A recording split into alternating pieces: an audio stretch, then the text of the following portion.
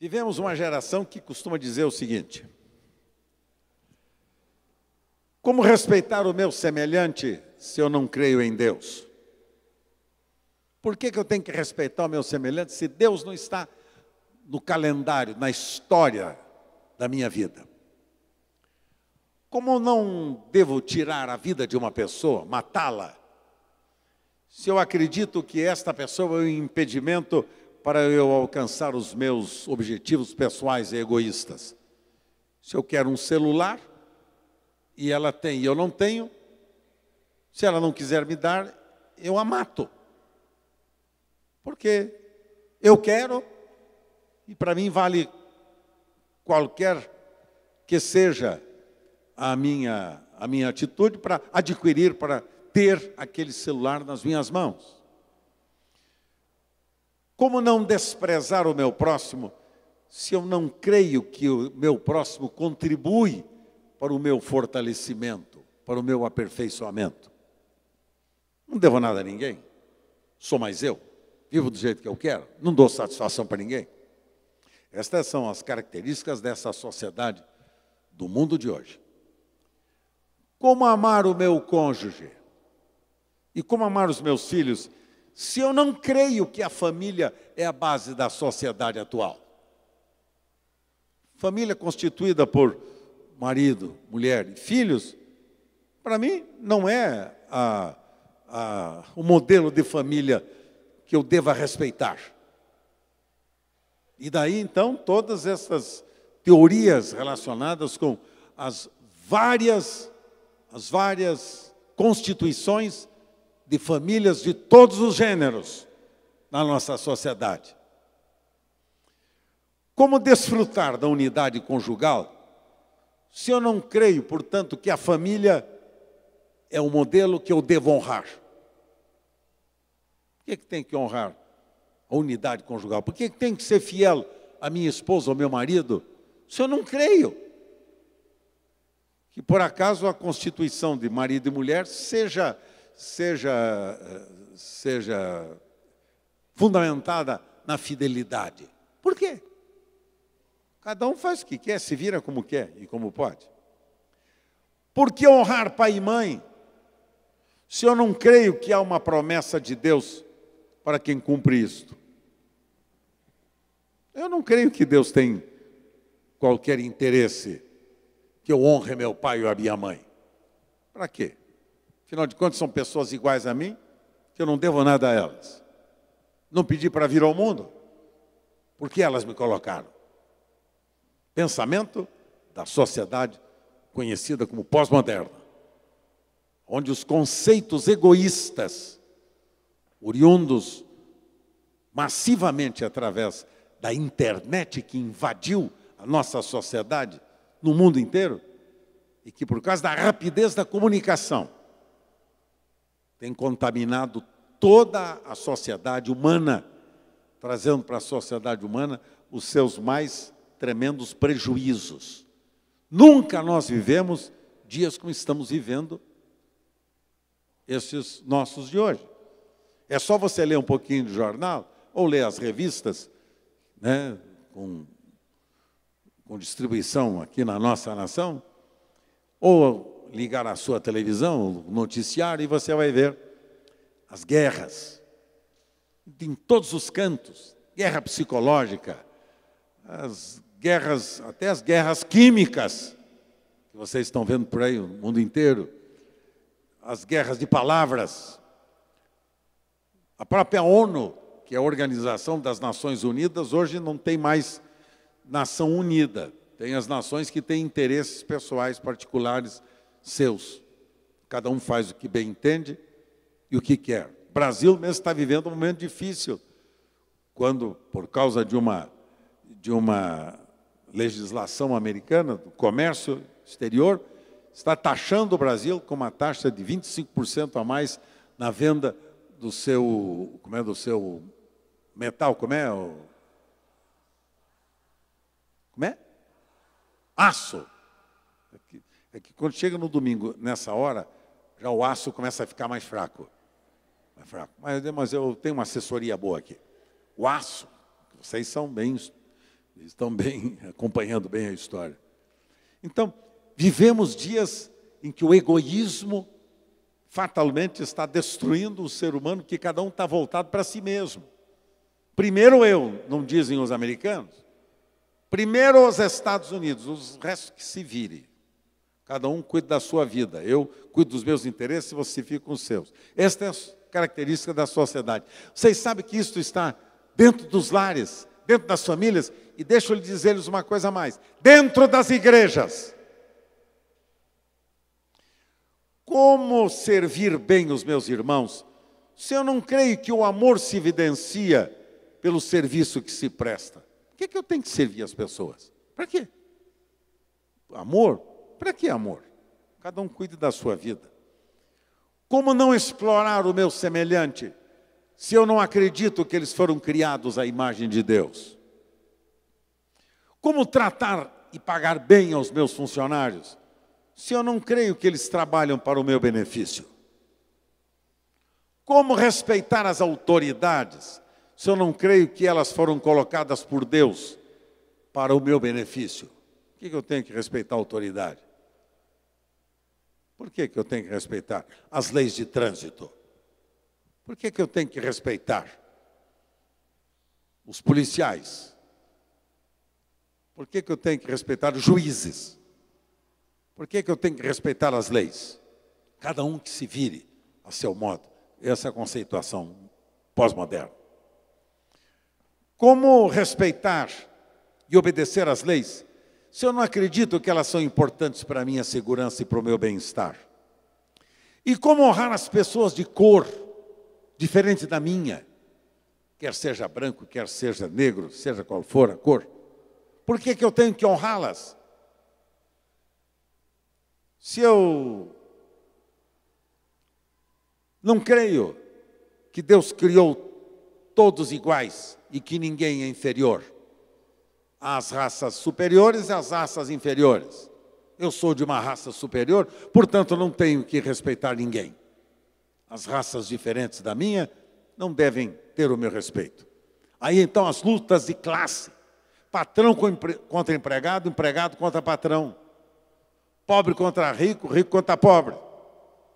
E assim sucessivamente. Estamos vivendo esse tipo de momento na sociedade atual, em que, deixa eu dizer-lhes uma coisa a vocês, não há nenhuma possibilidade desta sociedade atual enfrentar e resolver os seus conflitos se não for através da conceituação que as Escrituras Sagradas nos oferecem a respeito das verdades e da justiça do reino de Deus. Não existe possibilidade. O mundo sem Deus, que anda em busca de respostas, só vai alcançar através de um instrumento: a igreja do Senhor Jesus Cristo. Por que digo-lhes a igreja do Senhor Jesus Cristo? Porque a igreja de Jesus é o corpo vivo de Jesus. A igreja de Jesus não é uma instituição, não é um prédio. A igreja de Jesus não é um grupo sentado ouvindo palestra. A igreja de Jesus não é um grupo sentado ouvindo palestra ou cantando cânticos maravilhosos, cantando, dançando, saltando e pulando. A igreja de Jesus é o corpo vivo de Cristo que repete o ministério do Senhor Jesus Cristo nesta geração. Portanto, a responsabilidade minha e sua, mais do que ser membro de uma instituição, é você ser membro do corpo de Cristo. Porque quando você é membro do corpo de Cristo, quem vive não é mais você, mas é Cristo que vive em você e através de você. Diz o apóstolo São Paulo, é Cristo em vós, esperança da glória. A resposta está com a igreja. A resposta a este mundo de perversidade e de injustiça está comigo e com você. Nós é que temos a responsabilidade de mostrar através da continuidade do ministério de Jesus qual é o plano, o projeto e o sonho do coração de Deus. Porque o sonho do coração de Deus começou lá em Abraão, quando o Senhor chamava Abraão da sua terra, da sua parentela e enviava com um propósito para abençoar todas as famílias da terra. A igreja de Jesus existe para abençoar todas as famílias da terra. A igreja de Jesus existe não é para ficar sentada, cantando, batendo palma e ouvindo palestra. A igreja de Jesus foi chamada para continuar o ministério do Senhor Jesus Cristo, para buscar o pobre, o órfão, o miserável, o necessitado, a viúva, os desamparados, os aflitos deste mundo, os perdidos que não conhecem a Deus e a sua graça. A igreja de Jesus foi chamada para ser cura para as nações, para ser salvação para o perdido, para abençoar todas as famílias da terra. Você foi chamado para ser a igreja do Senhor Jesus Cristo, a eclésia deste tempo na nossa geração, que foi levantada pelo Espírito Santo de Deus para ir abençoar povos, tribos, línguas e nações, para abençoar, de acordo com as necessidades do ser humano dos nossos dias, abençoar sua saúde, vê-los restaurados, curados, libertados, transformados, santificados e preparados para abençoar todas as famílias da terra. Você foi chamado para ser a igreja de Jesus Cristo, continuadora do ministério de Jesus. Você foi chamada para ser continuador do ministério do Senhor Jesus Cristo. Abra comigo a Escritura, Mateus capítulo 9, Evangelho de Mateus no capítulo 9. Veja aqui o que diz a Escritura.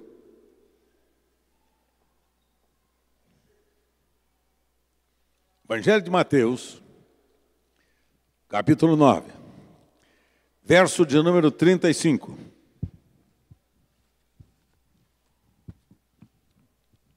Verso 35. Veja qual foi o ministério de Jesus.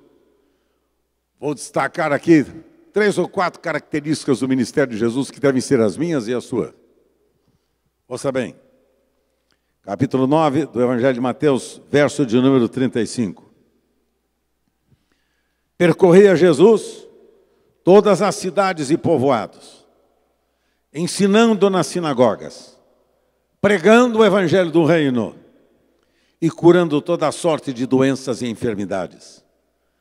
Vendo Jesus as multidões, compadeceu-se delas, porque estavam aflitas e exaustas, como ovelhas que não têm pastor.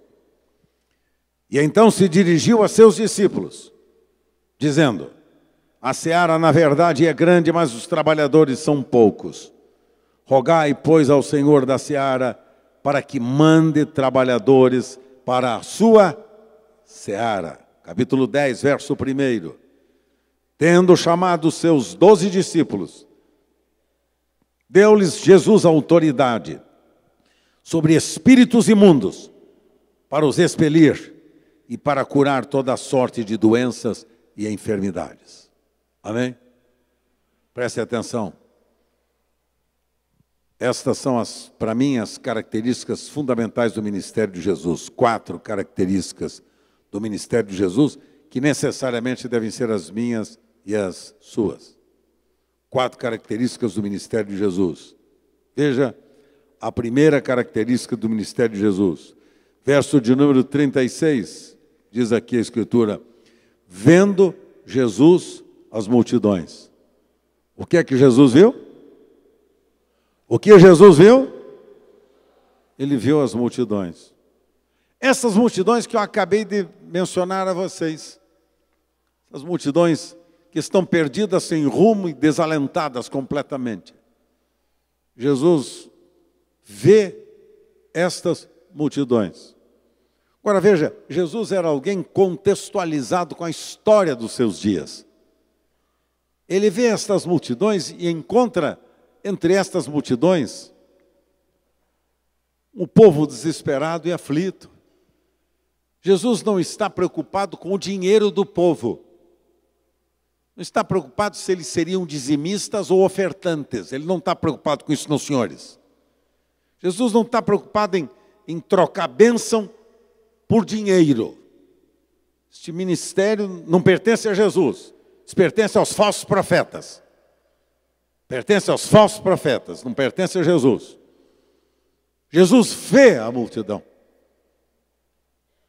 E ao observar a multidão, preocupado com as necessidades individuais de cada pessoa, Jesus se inclina para poder alcançar, abençoar e minorar o sofrimento daquelas multidões. Veja o texto da Escritura, o que diz. Jesus viu as multidões. E o que é que Jesus sentiu? O que é que Jesus sentiu? Compaixão delas. Jesus olha para as multidões e olha para o coração das multidões, para as necessidades do homem dos seus dias e sente por eles estrita compaixão. Veja que o ministério de Jesus não tem nada de profissionalismo. Não é Jesus um profissional. Não se preocupa em faturar nada em cima de ninguém. Mas se preocupa, sim, em cuidar, abençoar e servir as pessoas. Vê as multidões e sente compaixão. Compaixão quer dizer paixão acompanhada de um sentimento de serviço. Sentir compaixão é sentir dores como que dores do estômago, em cólicas interiores, pelo sofrimento alheio. Então Jesus ensina que o ministério dele, entre as nações, entre as pessoas, é o ministério de compaixão e de misericórdia, de amor e de zelo, de cuidado e de atenção por aqueles que não têm nenhuma esperança e que não têm nenhuma salvação.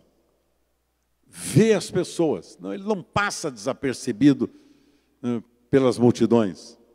Ele olha para elas, para amá-las, para alcançá-las, porque ele as vê perdidas, porque ele as vê abandonadas, porque ele encontra as multidões sem nenhuma esperança, precisando da graça de Deus. Pergunto, você tem interesse pelos vizinhos da rua onde você mora? Por acaso você se preocupou com os vizinhos do mesmo prédio onde você reside?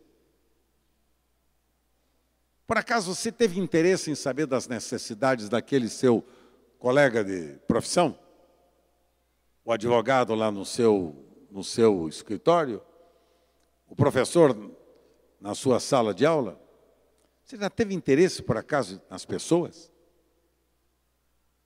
Jesus olha que o interesse que ele tem é de abençoá-las, de alcançá-las,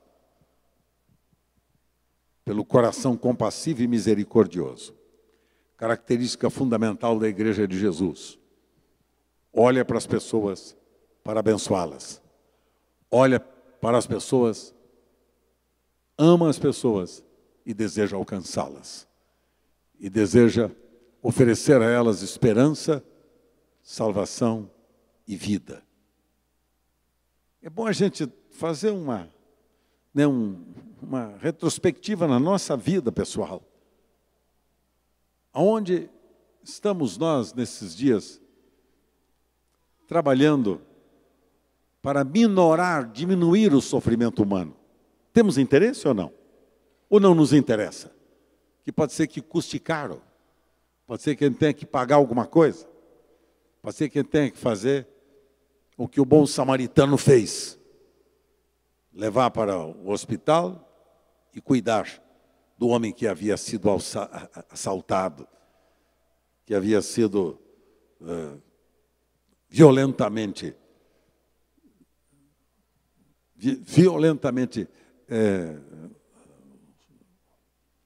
maltratado.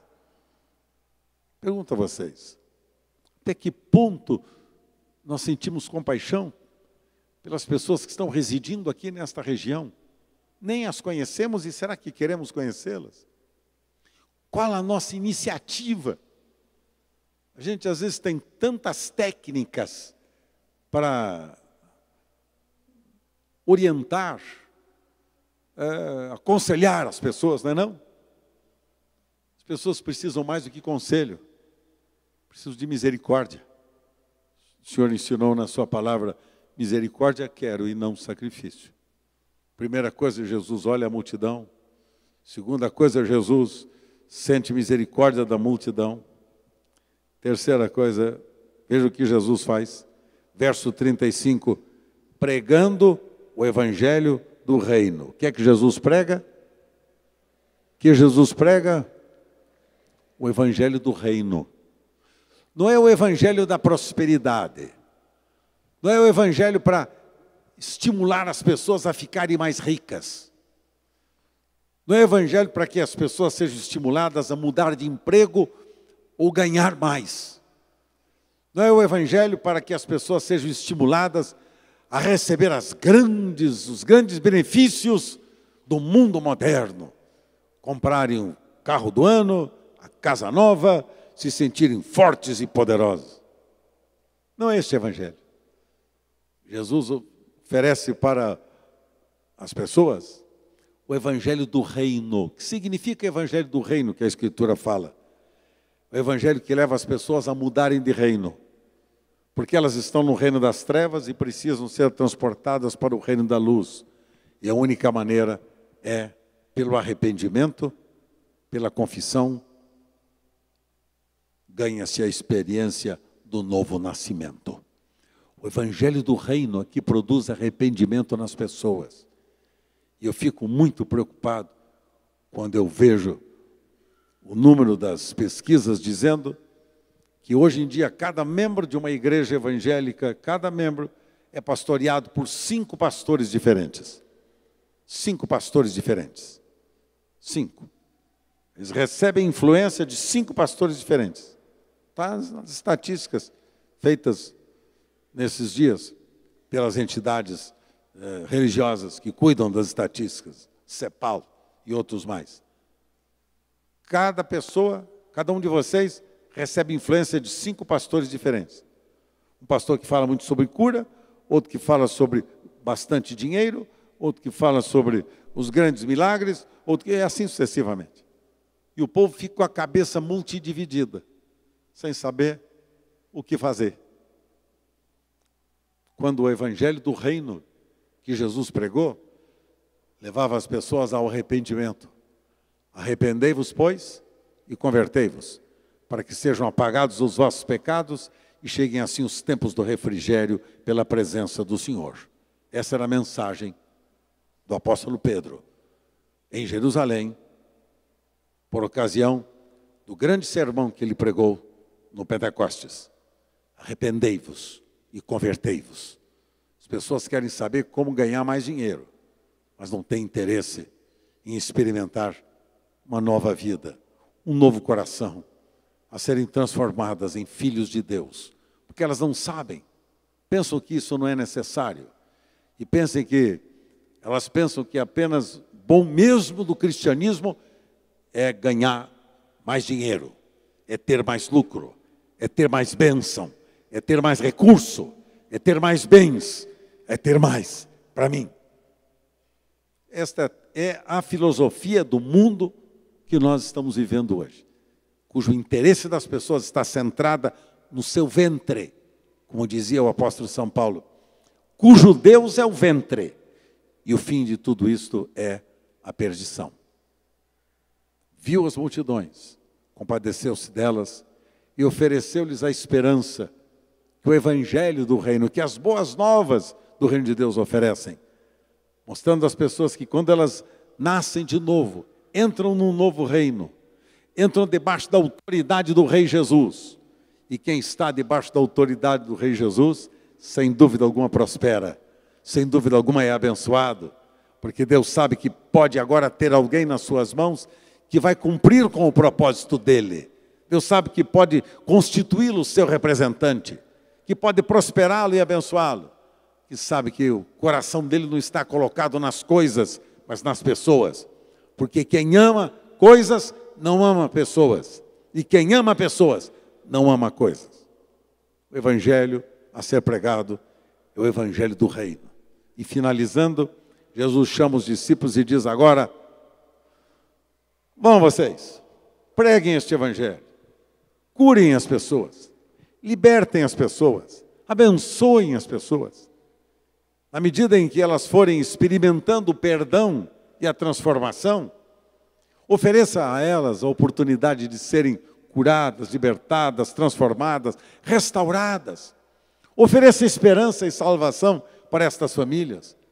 Ofereça para elas a paz que só eu, dizia Jesus, posso dar. Ofereça para elas as oportunidades para elas viverem aqui e na eternidade. Ofereçam para elas a oportunidade de serem perdoadas dos seus pecados, de serem transformadas em filhos de Deus. Ofereça para elas a oportunidade de elas viverem uma vida de retidão, com caráter ilibado, com a mente limpa e pura, com uma vida de justiça e santidade. Ofereça para as pessoas esperança e salvação. Por que nós queremos a nossa comunidade aqui nesta região? Nós queremos a nossa comunidade aqui nessa região para que ela seja a reprodutora do ministério de Jesus. Não é do ministério do Carlos Alberto, mas do ministério do Senhor Jesus. Queremos a nossa comunidade aqui neste lugar, porque se ela obtiver todos esses conceitos e ganhar toda essa experiência, ela fará a diferença nesta geração, nesta região, nesta cidade e neste bairro. Ela será um instrumento abençoador que Deus vai usar aqui neste lugar. E em ti serão benditas todas as famílias da terra. O ministério de Jesus, ele viu as multidões, teve compaixão delas, interessou-se por elas, anunciou-lhes o evangelho da graça de Deus, para que elas fossem perdoadas dos seus pecados, e enviou agora estas pessoas para que elas fossem curadas, libertadas, abençoadas e transformadas. Este é o ministério de Jesus, que rapidamente eu deixo esse esboço com vocês. Que ministério você deseja que a comunidade da graça expresse aqui neste lugar? Eu desejo que o ministério de Jesus seja neste lugar reproduzido, para que esta região de São Paulo seja abençoada e o Senhor Jesus seja glorificado. Esta igreja não é a minha igreja. Esta igreja é a igreja do Senhor Jesus. Porque igreja não é esse prédio. Igreja são as pessoas. E vocês pertencem ao Senhor Jesus. Quero fazer-lhes um convite. Quantos de vocês gostariam de fazer parte deste grupo de discípulos de Jesus que quer abençoar esta cidade? Fiquem em pé comigo agora.